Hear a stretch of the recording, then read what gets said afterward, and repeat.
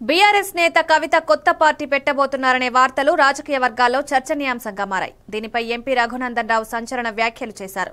షర్మిల తరహాలో కవిత కూడా పాదయాత్రకు సన్నద్దమవుతున్నట్లు కనిపిస్తోందని వ్యాఖ్యానించారు.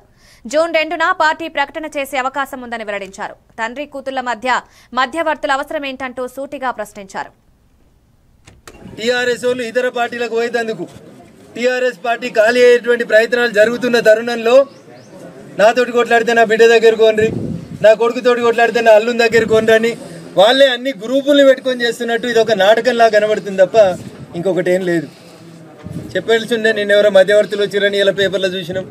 తండ్రికి బిడ్డకు మధ్యలో మధ్యవర్తులు ఎందుకు? నేరుగా మాట్లాడుకోవడానికి లైన్ ఫోన్ ఉంది, ఫామ్ హౌస్ ఉంది. బిడ్డ వస్తా అంటే నాయన రానిస్తాడు కూడా.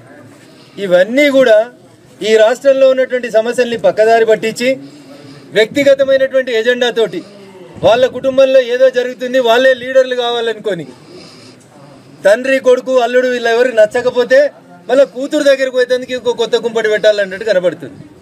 నాకు అవగాహన ఉన్న కాడికి, నాకు అర్థమవుతున్న కాడికి చెల్లె కవిత ఆల్రెడీ మెంటల్గా ఫిక్స్ అయినట్టున్నది.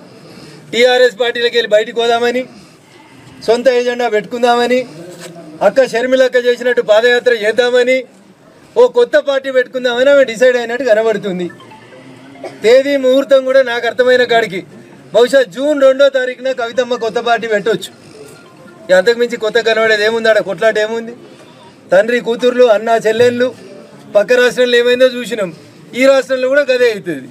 కొద్ది రోజులు పార్టీ పెడతారు, నడుస్తారు, పాదయాత్ర అయిపోతుంది. ఆ రాష్ట్రంలో అక్క చెప్పింది కదా, పాదాల మీద నడిస్తే పాదయాత్ర అని. అట్లా ఈడ కూడా చెల్లె పాదయాత్ర చేస్తుంది, కొద్ది రోజులు కొత్త పార్టీ పెడుతుంది. సామాజిక తెలంగాణనో మహిళలకు అన్యాయం జరిగిందనో ఇప్పుడు చెల్లె కవిత మాట్లాడితే బాధ అనిపిస్తుంది. 10 ఏళ్ల తరువాత